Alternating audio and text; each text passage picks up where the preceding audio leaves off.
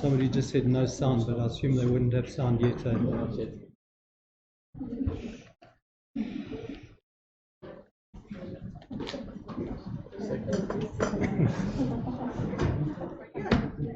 Sounds on. All right, we get going. Good evening, everybody. Good evening. And thank you for taking the time to come to the meeting. I just want to mention that we have somebody here who's doing all the technical side of things in terms of live streaming. So some people are actually watching this meeting from their homes, which is actually a nice development. And so I just want to say, if you do ask a question from around the table here, if you could just ask the question fairly loudly so that the people streaming can actually hear the questions as well, so that we have a good interactive session. And then I don't know whether Candice is. Oh, Candice is not here. No, she's not here at the moment. Wait for her to come back just to thank her for the venue. Okay, so I think what we could do is we can get started straight away, and I'll just give a rundown of the agenda that we're following. The first part of the agenda, the first 5 items or so, is just very the normal routine meeting stuff. Then we're going to have a bit of an update on Vertex. It'll be more of a discussion really, because most people I think know what the Vertex products are, but we just need to know, well, where are we going to go with this in terms of access. Cross-infection policy, just something new that I think we need to just tell people what it's all about and why we've introduced that cross-infection policy. Then just general, and then our guest speaker, Byron Williams, is going to give us a talk on biokinetics. So hopefully my part of the meeting is going to be quite short, and we can get on to the interesting stuff, which will be the technical stuff, the biokinetic stuff. So we'll just get started. Apologies. There they are, just for the record. The approval of the previous minutes. You would have seen the minutes were handed out from last year's meeting. Is everybody okay? There's any problems with those minutes? There wasn't really much in there. I must say there wasn't a lot of detail. In terms of reporting back about what's been going on with the association at the clinics. The association funds two specialist CF doctors at the Johannesburg Adult Clinic, and we also fund a social worker and a dietitian at the Johannesburg Children's Clinic. And really this is important because it enables patients with limited or no medical aids to still get proper treatment at a state hospital. The challenges that we've got is that the company's funding criteria are based very much on BE considerations, and with preference for NPOs with more than 75% black beneficiaries. So at this stage we do have a problem with that, because although more and more blacks are being diagnosed with CF, we're still sitting in a position where it's well below 50% in terms of the patients. I don't say well below 50%. I think Dr. Clibborn would be able to give me a better idea, but it still is a lot lower than 75, I can tell you that. So the conclusion is that we have to reduce our reliance on company donors, because they simply are making it very difficult for us to get funds. In terms of funding from the state, we're not able to get any funding from the state to pay the adult doctors at the Charlotte Maseko Hospital. So that's the reason why we have to pay the salaries. We have approached the state and they were not prepared to pay those salaries.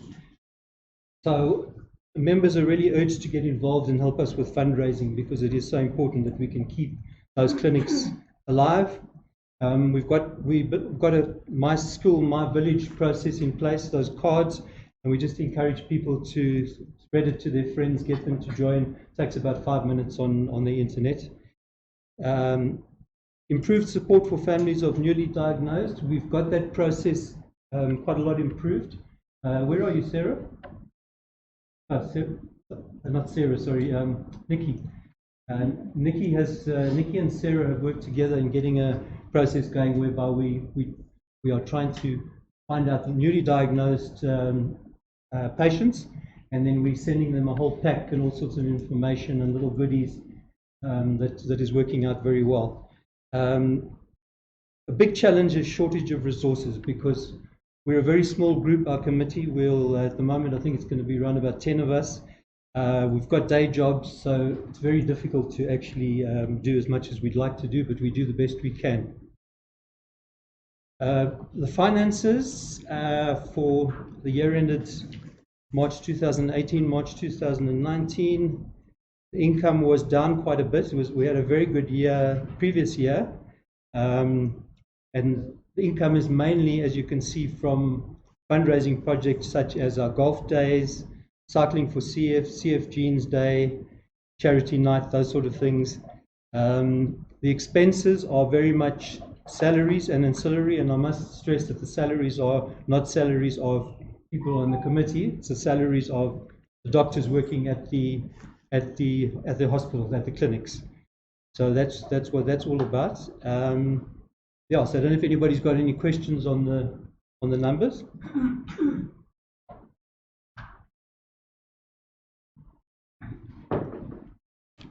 Okay, just to explain, this meeting is actually a meeting of the Central Region, which is very much Gauteng and surrounding areas. But we are affiliated to the national body, which is SACFA. Now, SACFA is made up of representatives from the different regions, actually make up SACFA, being our the actual national body of the Cystic Fibrosis Association. And then MSAC, which is our Medical and Scientific Advisory Committee, operates under the auspices of SACFA. And just to mention that MSAC have produced a very valuable document called the Cystic Fibrosis Consensus Guidelines, and that's available on our website. It's got very useful information, quite technical as well, but very useful. There is also a very useful book called Finding Out, which is really for families where somebody's recently been diagnosed, that they can find out all the facts about CF in very basic terms. Also to mention that the CF registry is under the management of MSAC, and they're making very good progress with the registry, which is basically a database of all the patients. I don't know exactly what percentage of patients they've got, but it is getting to quite a high level as far as I know. We're going to be having an update at the meeting on the 15th of this month, next month.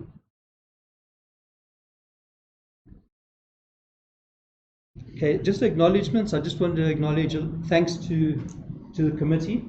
They've all done a lot of work, and really I think we've achieved a lot. You can see we're still managing to bring the money, and we're still managing to stay afloat. I want to also thank active association members who assist and support our events, because that helps us to keep going. When we have events, we need to draw people in, and very often it's difficult to draw people in. And then, of course, our doctors and support staff, they really do an amazing job, and they're so dedicated, our staff. They really they go out of their way to look after our CF patients. So I want to really thank them. So I think to all of those people, if you could just give them a hand, please.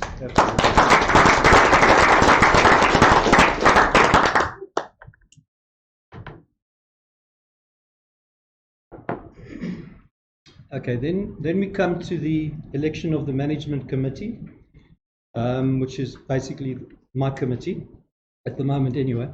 And I just want to stress that it's 100% volunteers. These people have all got full-time jobs, so they fit in the work that they do on cystic fibrosis in their spare time. They do as much as they can, so it's not easy, and I really do think they're doing a great job. So once again, I need to thank them. We essentially have, these are the nominations that you see here, and these are people who have agreed to stand on the committee again this year, because they still feel that and I believe that they're making a good contribution, and I feel that they believe they can still make even further contributions. So I want to thank them for making themselves available again on the committee. Yeah, and it's just to really say no, if there are any other nominations from anybody.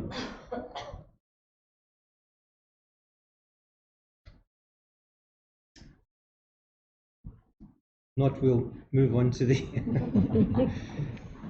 First of all, I just want to say, has anybody got any objections to anybody on that committee? Because I think it's just in terms of proper process. If anybody has any objections to anybody on that committee, they need to raise. No, you want me off? I don't blame you. Okay. Okay, then just quickly, I'm not going to spend too much time on this. This is really general stuff. Upcoming events. Our golf day is coming up next week on the 5th of November. If somebody wants to still play in it, we've still got a couple of spaces there. Cycling for CF, that's coming up on the 17th of November. We do that every year and we raise quite a lot of money from that. CF Genes Day, that is very much an awareness campaign, but we also bring in a bit of money. Companies and schools, but it hasn't really grown. It's disappointing, so we need more involvement from everybody in that. We have a team entered in the 702 Walk the Talk with Neelan Poolen enters the team every year, so that's pretty good for public awareness.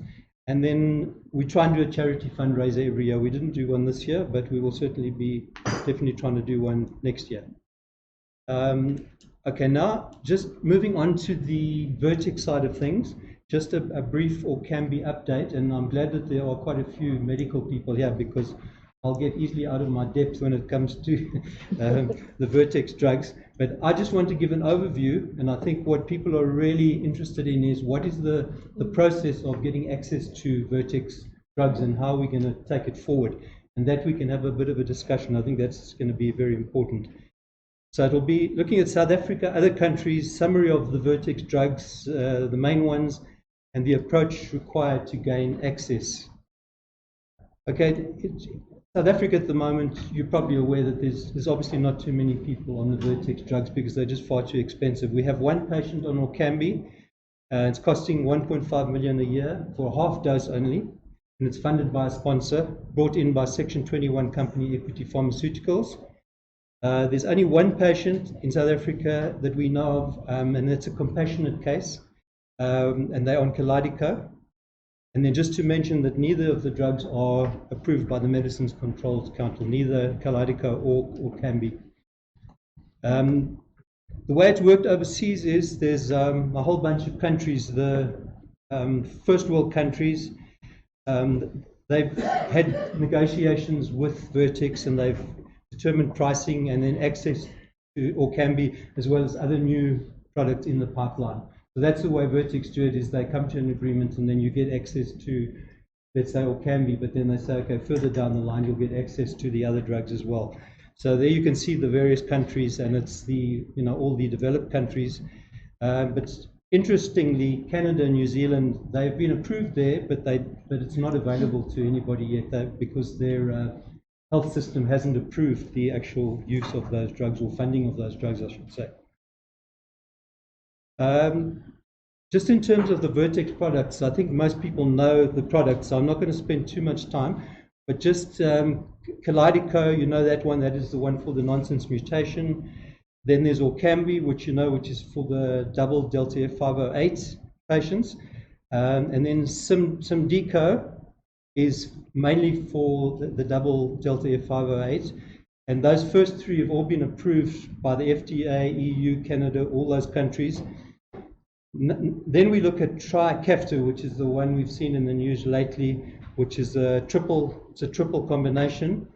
And there, the advantage is that you just have to have at least one delta F508 for it to be effective and be useful. So that has been approved by the FDA, but it's very recent, so it hasn't actually been approved by the EU or anywhere else. It's only the FDA at the moment, but I'm sure the others will follow.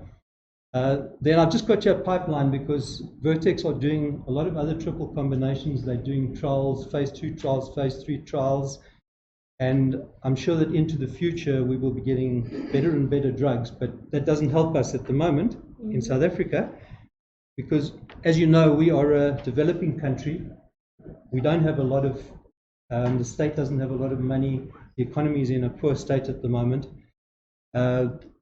We have the CF registry, it's in progress, but ideally what we need to do is we need to finish that registry have all the patients in South Africa on that registry.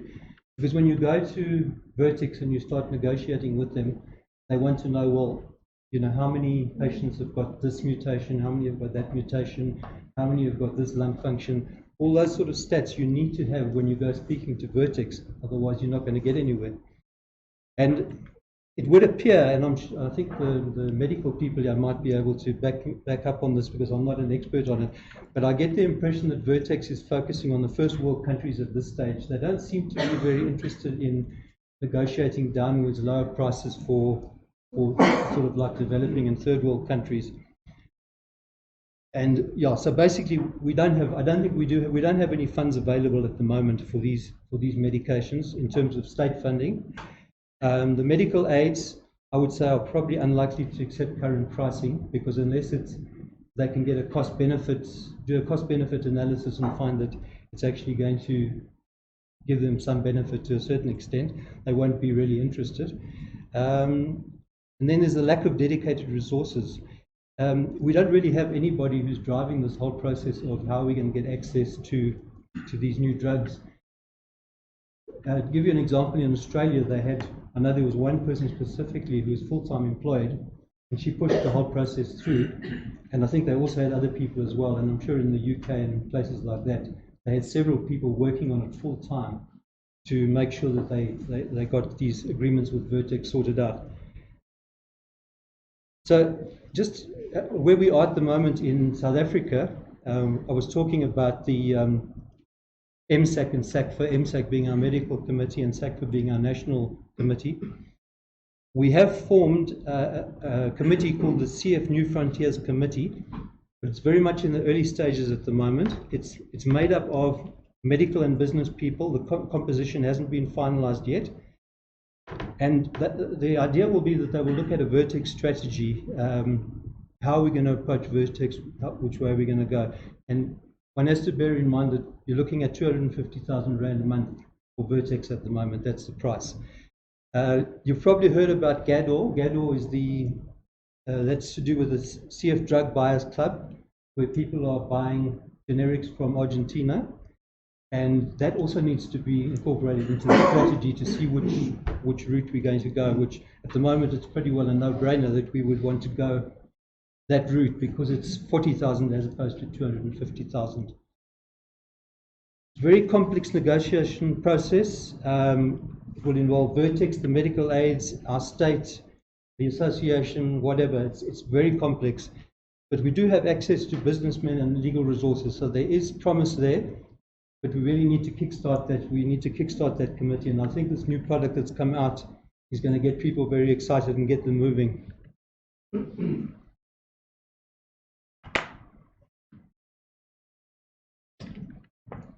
I'll tell you what I'll do is I'll just finish this slide and then we can see if there's any questions.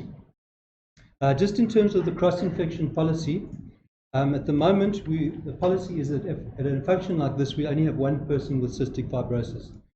And the reason is that we're really following the model of the overseas model. We've lagged the UK and USA in all respects in terms of cross-infection, I think, and it's taken us a bit of time to catch up. But they've had experience with more patients over a longer period of time, and they've seen that this cross-infection is a major problem and it needs to be sorted out. And you need consistency between your hospital situation and your social environment. So you can't be isolating patients with cystic fibrosis and yet when they're in the social environment, they're mixing together. So that's it just has to be that way. And masks they go some way towards helping, but they're not 100% effective. That is the problem there. So the CF Trust and the CF Foundation overseas, they support isolation in hospitals and only one CF at a meeting, indoors that is, an indoors meeting. Outdoors, it's a slightly different policy. And yeah, our MSAC doctors, our medical committee, they have said, well, this is the policy which we should be adopting. It's in the best interest of the patients, and therefore we have followed that as the CF Association. We followed that policy. And I know that it has been difficult for a lot of people, adults with CF, to be told that they can't come to a meeting, that sort of thing. But we're hoping that by streaming and that sort of thing, we can remedy that to some extent. Yeah, so that's basically my part of the meeting. Fortunately, it hasn't taken too long. So now we can just maybe move on to some questions before we go to our guest speaker. Are there any questions? A question. I'd just like to welcome Evelyn and Sam There are two fellows who are doing pediatric pulmonology. You can both stand up so we can all see. Yeah. They've joined our team and they're with us for 2 years. Good, good. Between Vera and hopefully they're going to take knowledge of CF back up Africa, like Edgar has. Great. And our diagnostic, reliability will improve up Africa as well. Okay. So welcome to both of you. Thank you. Are they hearing people okay? Okay. So you people are talking loud enough when you ask questions, but you need to ask some more questions. I'll ask one. The original drugs when they came out, is it any chance in the near future that they're going to go on to generics that will be more available for us besides the Argentina ones? Will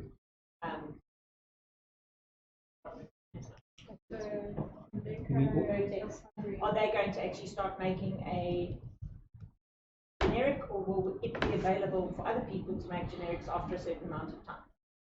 Well, I think, strictly speaking, South Africa could probably do a generic here because it's not patented as far as I know in South Africa. But, you know, you've got to find somebody who's going to be prepared to do it. That's the thing, first of all. I don't know enough about it to, to say too much, but I think at the moment Argentina is probably our best bet. And maybe they would be negotiable as well, because Vertex don't seem to be very negotiable. Because what they're doing is they're getting money in, and then that money they're then using for further research, and they're going on and on and on like this.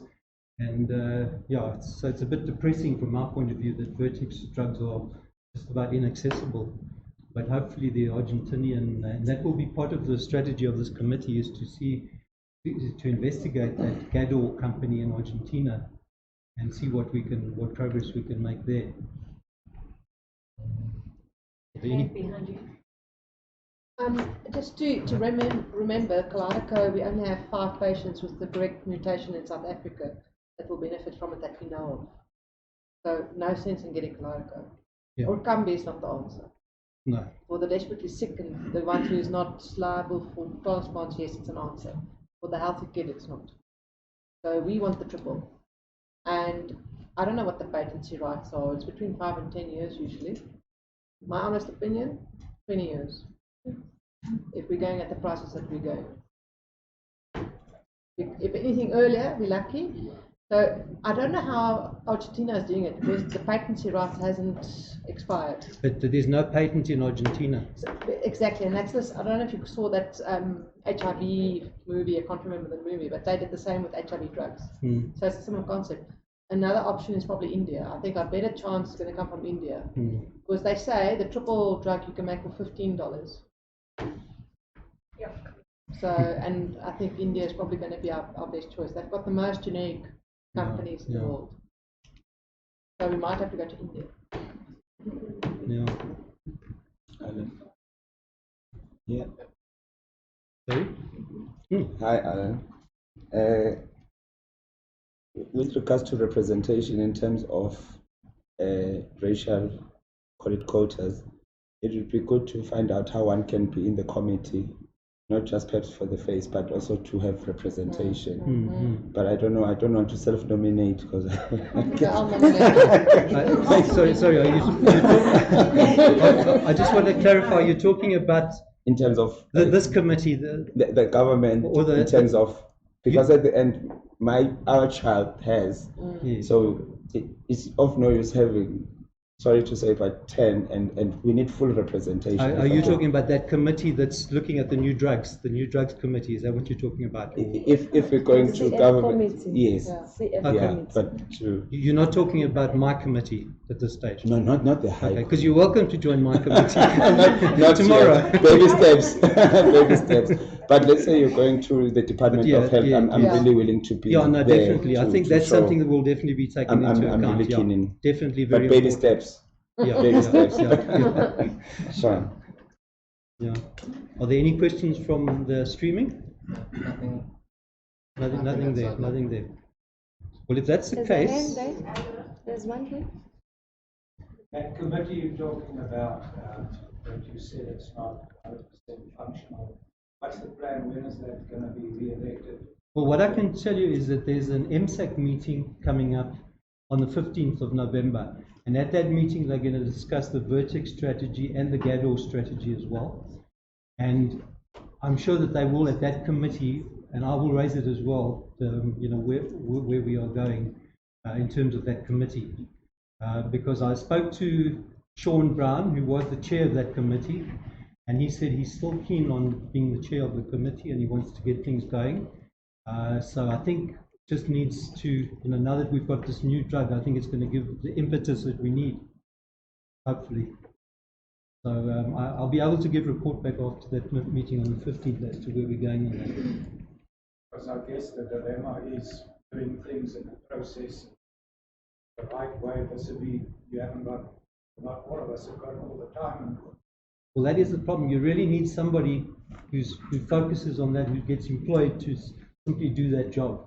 But we don't have anybody like that, and they've got to have the right skills and everything to be able to do that. You know, legal knowledge and patent knowledge and all sorts of things like that. So was that available of the committee as yet? Or is it Yeah, I know that they have got good access to legal people, which is one of the most important aspects of all, is the legal side. And then they've also got access to businessmen who've got negotiating skills and things like that, and that's obviously very important as well. When you go and talk to Vertex or GADOR, you've got to have those negotiating skills. So I think they will have a very good committee. I think it's just the people have to find the time to get it going. Yeah. That committee that Brian Scallon was. Yeah, that was, yeah, he was in the pharmaceutical. Yes, that was the original committee, and then it was now sort of taken over by this new committee.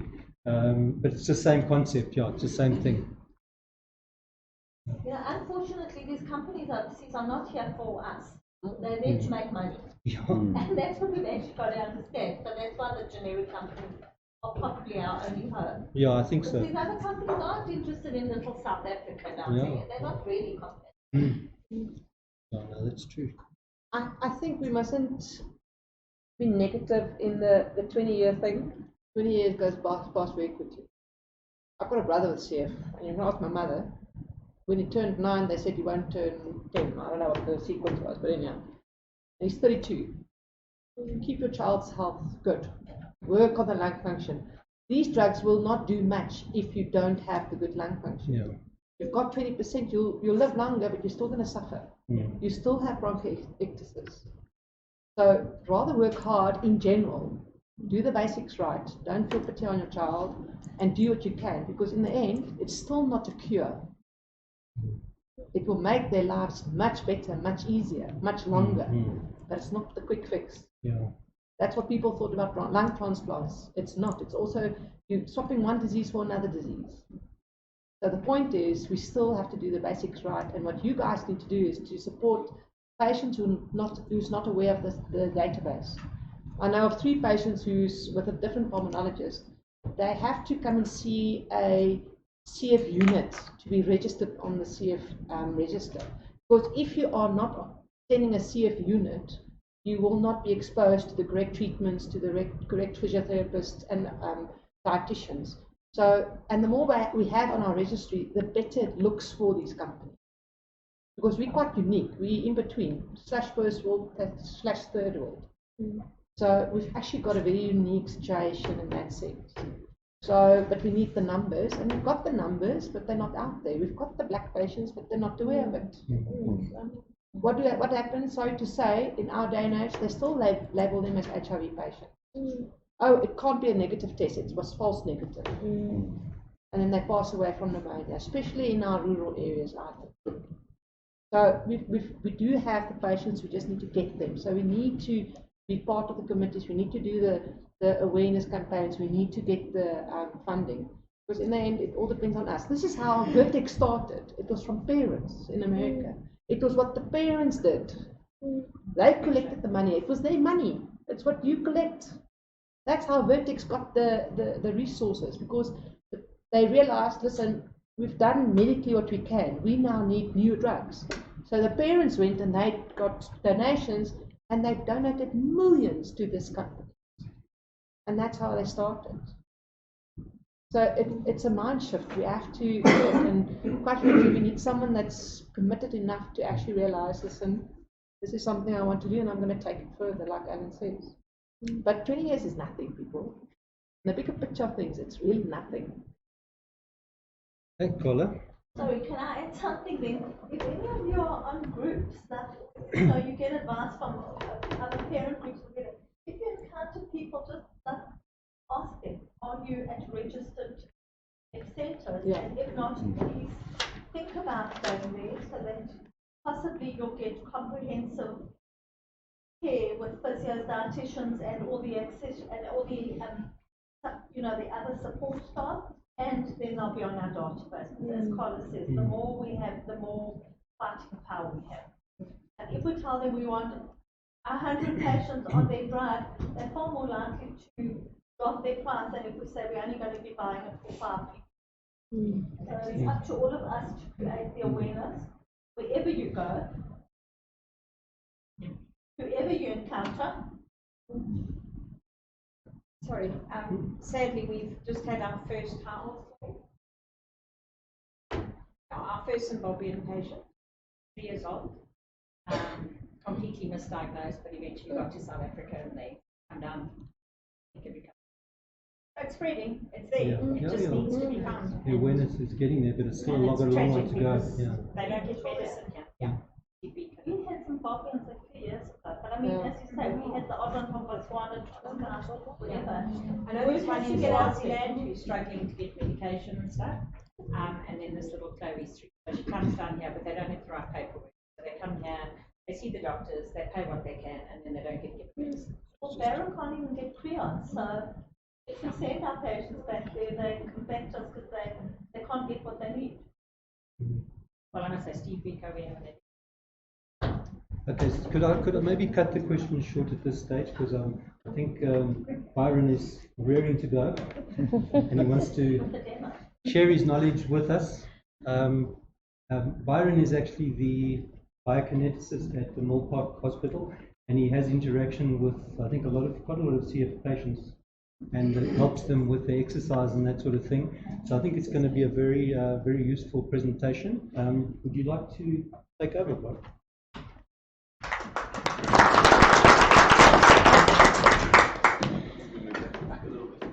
Good evening, everybody. How are you doing? Good.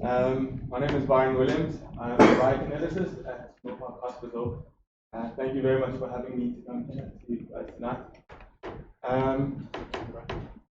Do you want to stand here? I think that would probably be better.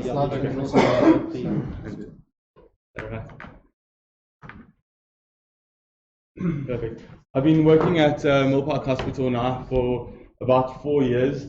I have a special interest in cardiopulmonary rehabilitation, so treating CF patients as well as patients suffering with other lung disease, and then also pre and post lung transplantation.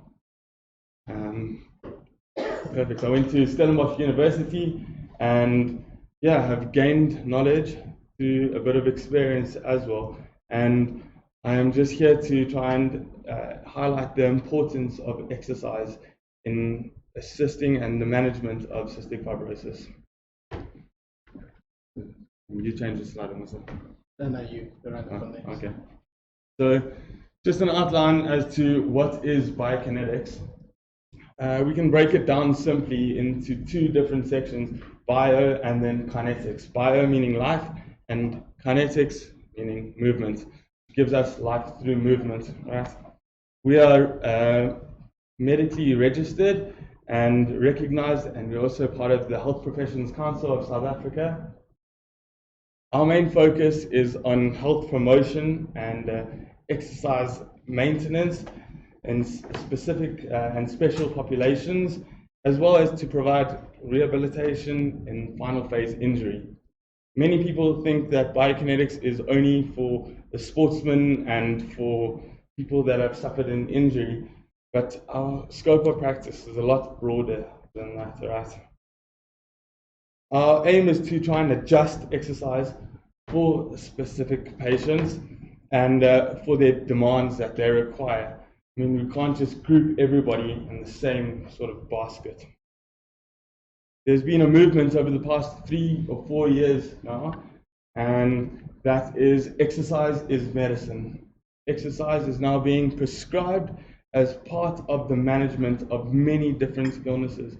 And it is really, really important, I can't stress that enough, that we keep physically active, right? So, the big question, let's highlight the differences between biokinetics and physiotherapists, all right? Both have their own specific roles to play, and we really should not be muddling these two up. Let's start with physiotherapy. Physiotherapy is extremely, extremely important in the management of cystic fibrosis, right? The physiotherapists are they generally do a lot of chest physio and airway clearance, which we refer to with percussions and vibrations, as well as implementing assistive devices such as the acapella that we can use in order to help with mucus secretion. Yes, thank you. To clear mucus, right? They also assist with different breathing techniques, as well as coughing and breathing patterns, huffing, etc., as well as different positions in which you can lie in to try and help to try and clear this mucus, right?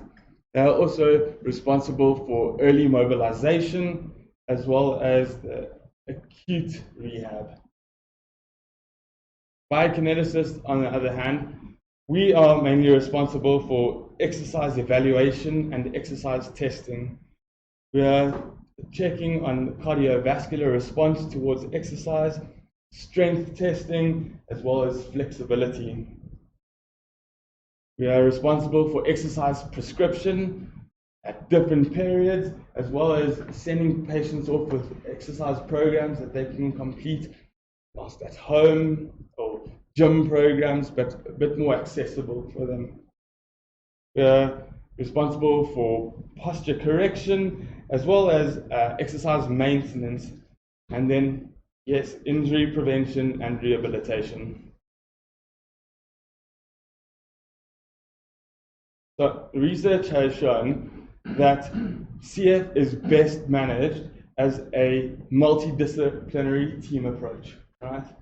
It is a complex and multifaceted disease, and we need to tackle it with a holistic approach, right? At Mill Park Hospital, we have a team approach that consists of the case managing doctor, the dietitian, the physiotherapist, the psychologist, and the biokineticist. So, why is exercise important? Well, exercise assists in the clearance of mucus. This is really important because when we exercise, we implement deep breathing, all right? We increase the volume intake, and this movement agitates the cilia in the lungs, which helps move the mucus up a little bit so that we can cough it out, essentially. Exercise improves muscle endurance, and by doing exercise, we can improve the auxiliary muscles and increase their strength, thus increasing our ability to breathe a little bit deeper and cough a little bit harder, right? We can expand the chest a little bit better as well.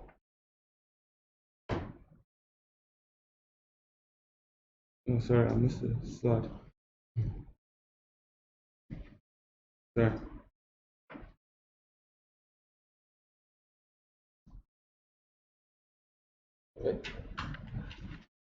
I'm just going to skip forward one, I'll go back, all right? Exercise also improves lung function, and also can reduce or slow down the deterioration of our lung function, our FEV1. However, research has shown that it is important that exercise is maintained, right? We can't just do exercise for a month, adhere to the program for a month, and then think that, I mean, we're a lot stronger now and we can stop doing exercise. these carry-on effects don't last forever. We need to constantly be exercising and utilizing exercise as well. We can also increase our exercise tolerance.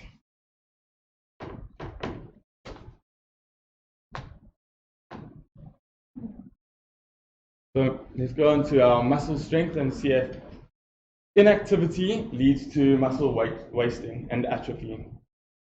The possible cause of this inactivity is not always that we choose not to, but it's because of possible decreased energy levels, increase of shortness of breath or difficulty breathing, a perception of not sufficient time. So I understand that CF is a complex way of treating it. I mean, you have to do your NEBS, you have to do your physio, and now here I come and I'm just going to add in, oh, you need to exercise as well.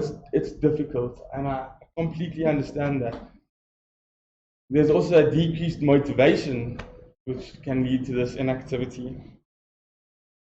Regular physical activity has shown that there is an increase in muscle metabolism, and this leads to a positive change, right? The muscles require less effort for contraction and become used to doing exercise and require slightly less energy. Exercise becomes easier the fitter we become, the more conditioned our muscles become.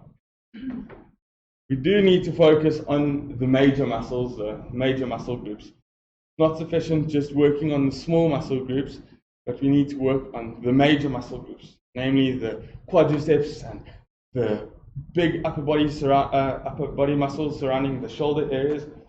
These are often more difficult to exercise because they're more tiring, and you get a lot more tired. They use a lot more energy in order to exercise these muscles, and therefore we don't use them as much, which leads to muscle wasting and atrophy. Right? We need to try and curb that, and we need to start slowly with these exercises, focusing specifically on the major muscle groups. Our BMI is very important.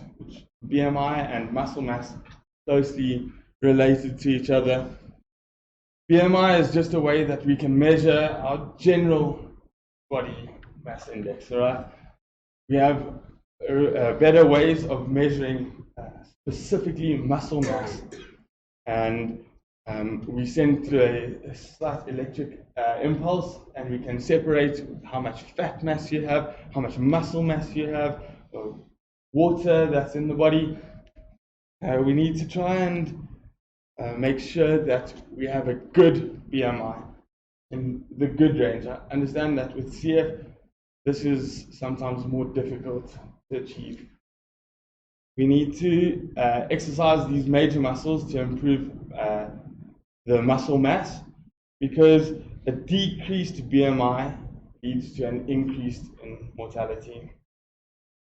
We need to be careful of the energy expenditure though, however, because with CF patients, we often struggle with the balance, and so we work closely with the dietitian that the calories coming in are not too few. We're not burning too many calories when we exercise. It's a fine line that we need to try and balance carefully, right? And so therefore we work together nicely with the team, have a team approach. That's a little bit about bone density. CF patients often suffer with decreased bone density, have osteopenia and osteoporosis. This is fairly prevalent in CF. Research has shown that 40 to 50% of bone density is accrued over the growth spurt phase or over the adolescent years. It is vitally important that young children are encouraged to do physical activity, right? They need to be active with exercise participation, because a decreased bone density is very difficult to catch up, if not almost impossible. Once we're in adolescent years, if we're already diagnosed with osteopenia, it is extremely difficult. We can't just take meds or think that by doing a whole lot of exercise we're going to drastically increase that. So it's really important that we focus on this even at a young age. We can do this by weight-bearing exercises, impact activities, and resistance-based exercise. Go into that a little bit more. Weight-bearing exercise is more your running, jogging. It excludes things like swimming. It excludes things like cycling. Those are not good weight-bearing exercises. Impact activities, jogging, obviously, jumping on the trampoline is great for the impact, as well as resistance-based exercise, lifting weights or exercise bands, a bit of resistance. We need that sort of pull on the muscles to pull on the bones, and this increases bone formation as well as reabsorption. Is everybody good? Following? Cool. That's a little bit about cystic fibrosis related diabetes, right? This is the most prevalent comorbidity of CF. It is either due to an insulin deficiency or decreased absorption of insulin. Hypoglycemia or high blood glucose levels are associated with the decreased lung function as well as decreased BMI. Exercise, however, improves insulin sensitivity and regulation. So they work hand in hand together. We do, however, need to be careful because exercise can decrease blood glucose levels quite drastically during activity. And so those that are needing to take insulin, we just need to make sure that we are monitoring their glucose levels, because we have seen quite rapid drops after doing exercise.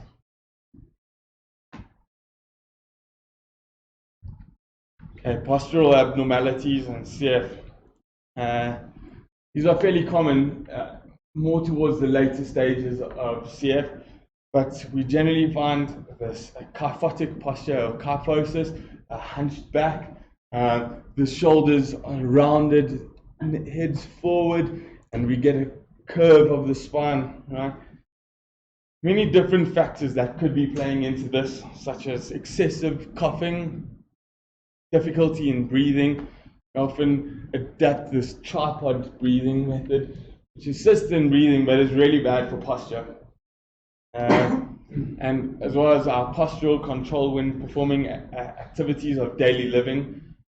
We tend to slouch a little bit more, sort of prop ourselves up against the chair, or in bed it's a little bit easier to be slightly elevated, and cushions under our arms, it just helps that.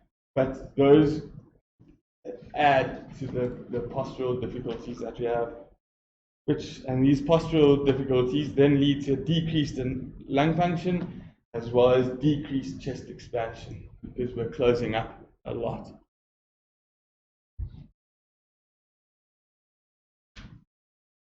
Okay. Exercise and psychological well-being. Exercise has improved to increase our quality of life. We are able to, the fitter we are and the healthier we are, we're able to fit a little bit more into our day, able to do a little bit more activity and socialize a little bit more, perform our activities of daily living a little bit better, and have a sense of slightly increased energy levels. Exercise decreases anxiety as well as depression. When we exercise, we release endorphins, and these are feel-good receptors. They make us feel good. After exercise, we generally have an uplifted mood, feel slightly better. They also have an analgesic effect, so decreased perception of pain. Exercise also improves our mood and self-efficacy. We have a positive feeling after doing exercise. We release serotonin and dopamine, and after exercise we often have a sense of accomplishment and achievement, which increases our self-value. Exercise also assists with increase of sleep regulation as well as improve sleep patterns, because I guess after exercise we've expended energy level and we're tired afterwards, and so it improves our sleep.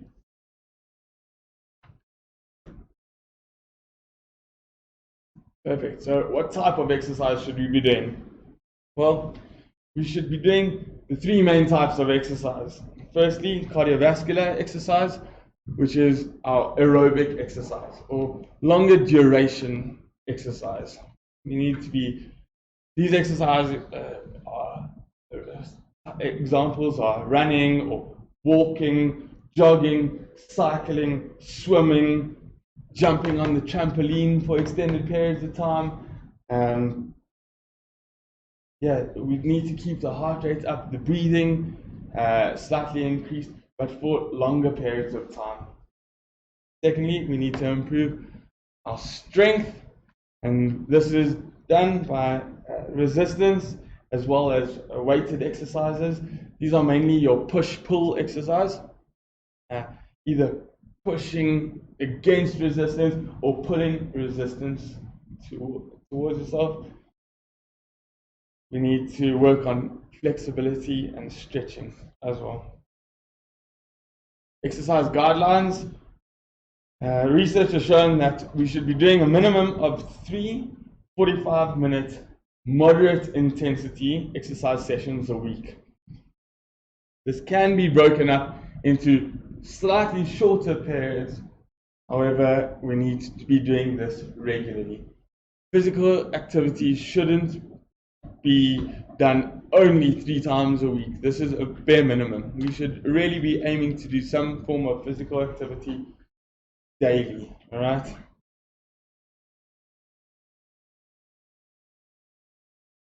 Adherence to exercise is key. Therefore, that is why we are doing reassessments in hospital. When patients are admitted, we do our reassessments of them. We adjust the exercise protocols for them, because these exercise programs are highly individualized. They're specific to each person. As we know, CF, yes, it's a broad disease, but each person experiences it differently and it affects us all differently. Therefore, exercise programs need to be individually prescribed as well. We need to be doing the right sort of exercise for us. My opinion is that exercise should also be made as enjoyable as possible. Right? Exercise, when we talk about exercise, I'm not necessarily speaking about 3 45-minute sessions in the gym. That is sort of a false perception. Exercise needs to be done that's enjoyable to the individual as well. We get better adherence when exercise is enjoyable. Exercise shouldn't necessarily be a chore that we have to do. All right. I just also want to go over again why exercise is really important for improving our lung function and capacity. I'd really like to highlight this. It helps with our mucus secretions and we can breathe a little bit better. Exercise needs to be used as a tool in conjunction with physiotherapy though. It is not an and or, right? It works best when combined. So my recommendations is that you do your NEBs first, then you do a bit of exercise, and then you do chest physio, right? Those 3 work hand in hand, and we honestly get the best results. Patients can clear the most amount of mucus after that, and their breathing is a lot better. All right. This has all been backed up by it's evidence-based. I mean, we're medically based, and so this has all been backed up by research. This is only a slight little snippet of the research that has gone into exercise and how exercise should be part of CF management.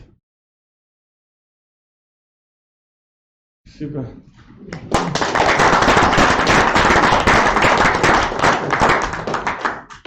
Cool. I'll take any questions. Thank you for a very good talk. Just quickly a question. At Mill Park, do you see the patients as an inpatient or do they mainly come as outpatients? So we see a combination of both. Okay. We generally, when patients are admitted, they start off their IV treatments and get physio straight away.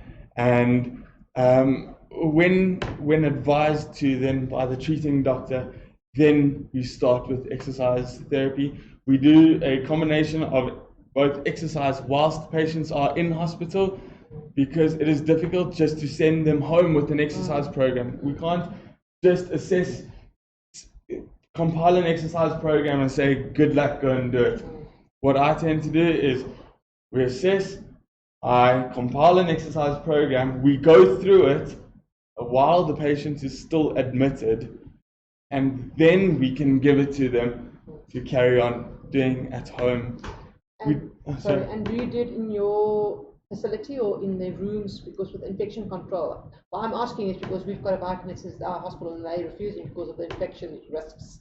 So I want to get them to do it. That's the point. So we do it in our rooms. We have a gym facility. Yes. It's basically a gym.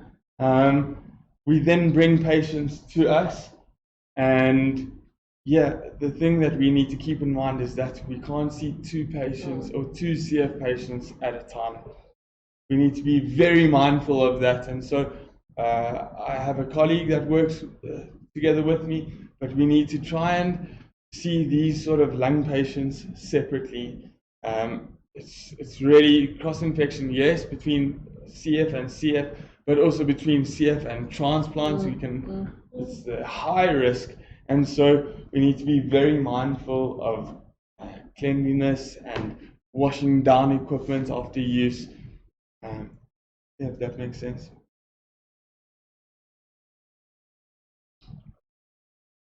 Another question. Yeah. Sorry. For children, because we've got a few kids here, and obviously the kids can't do weight-bearing exercise so often. So what would you suggest for a small kid that hasn't gone through puberty? So, I know it's not your field of expertise. no, I do understand. Okay.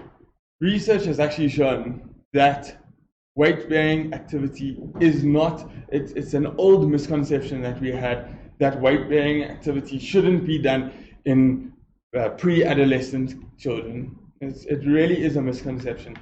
Weight-bearing activity is important and can be done safely. It doesn't stunt growth and is actually encouraged. Obviously, the weights that we'll use are a lot less. We are not going to be loading children with high resistance, but resistant exercise is important. And so with children, we would do pretty much the same, trying to achieve the same objectives, but just approach it in a slightly different angle. I would do exercise more through play necessarily than gym-based exercise. Our son does CrossFit Kids, for instance. From 6 onwards, they take kids in a group, and that's awesome exercise for them. Jumping on boxes and lifting light things and playing and all of that. Yeah, that's brilliant. And I would honestly recommend anybody that is attending some sort of physical activity to continue. Really, I don't say that you should stop doing X and rather do Y, but rather incorporate Y with X. Carry on doing what you're doing. That's good. Keep it up, but let's get a little bit more focused. That's generally my approach.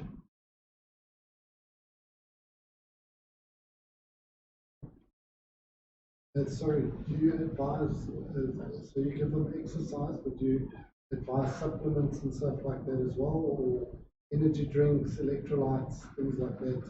Because the electrolyte levels are also different. Yeah, so that is where I love the team approach, because that is certainly not my field of expertise. I really discourage use of over-the-counter sort of stuff. I would way rather refer to the dietitian, and she can advise, or he or she can advise better on it. I really try and I get a lot of patients saying, listen, can I be taking over-the-counter creatine that we can buy, as well as whey protein from a Dischem? My advice is probably not. No, probably not. We don't quite know how these interact with the medication that you're on. And should you require further assistance, I'd be happy to introduce you to the dietitian. Most of our kids are on energy drinks anyhow. Yeah. So the majority of our patients are also. Yeah, the majority of our patients are also supplemented with Insure or Frezubin, Diocol, all of these different brands, but that, like I said, is managed by the dietitian. Our job is to work closely together, making sure that the calorie intake, we are not exceeding it. Yeah, exactly, we are not exceeding. It is a fine line that we need to try and juggle carefully.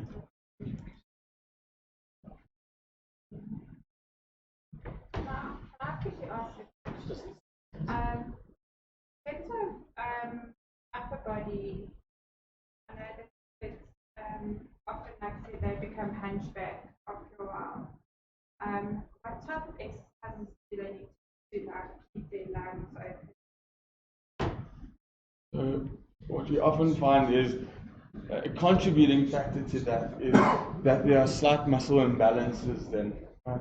We have a muscle tightness in the front, the pectoral muscles, and a muscle weakness in the back muscles. I generally focus quite a lot on the back muscles so that we can try and open up the chest. Yeah, we need to be careful of not doing too much chest exercise. I mean, it's a path that we often go down. We think, oh, we need to be doing chest exercise, so our chest exercise like bench pressing and chest flies, but we need to be careful that we need to be actually be stretching the chest and strengthening the back. So is that what happens to get the hunch? Because of muscles that are putting too tight in front? The contributing factor. Yeah, it's also, like I said, poor posture during the day when we're performing our daily activity. Contributing factors, all the excessive coughing. I mean, it's when we cough, we really do get over so that we can try and get out as much as we can. And excessive coughing is, and these contractions, these muscle contractions when we cough, are powerful. I mean, by doing that a lot, we are going to get postural abnormality. What would be regarded as an effect? So we generally do a lot of lat pulls, a lot of higher arm exercises outwards. So that's instead of our push exercise, we'll be focusing more on it. Natural strength. I have one more question. Do all biokineticists, do all biokineticists know what you're talking about?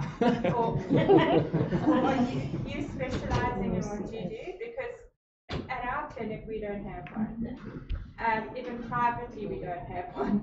So how do we get access to somebody like you?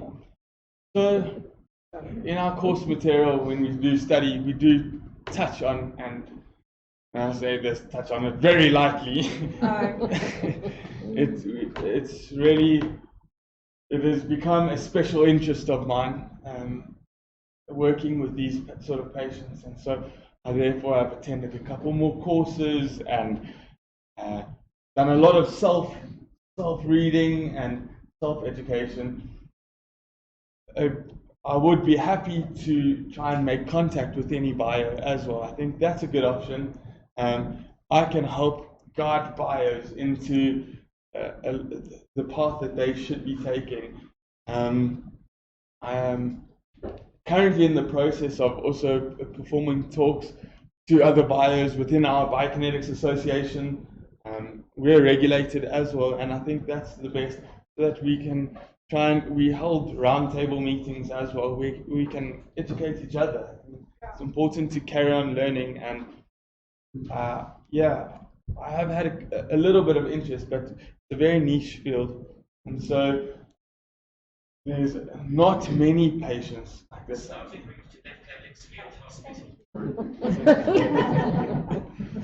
You see, that's where you should go, please. I'm not open right now. Perfect. Is there anything else?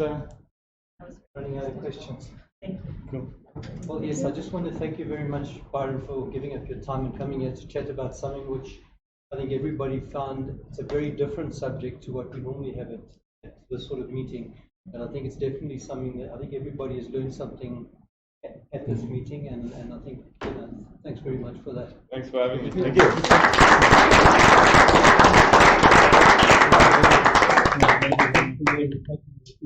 Thank you very much. Thank you. Yeah, it's back to me again. Okay. Not for long, hopefully.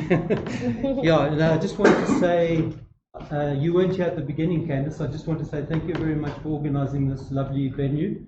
Worked out very well. And once again, thanking everybody, whether it be parents, families, doctors. It was really, we had quite a good turnout in the end, and I just want to thank you for taking the trouble to come here.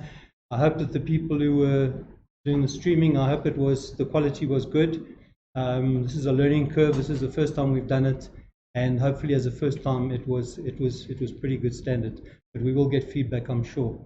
I think that's about it. So if you want to have some tea or coffee, I'm not sure if there's any there. Is there still a bit? But yeah, thanks very much, and hopefully we'll see you again next year. Thank you.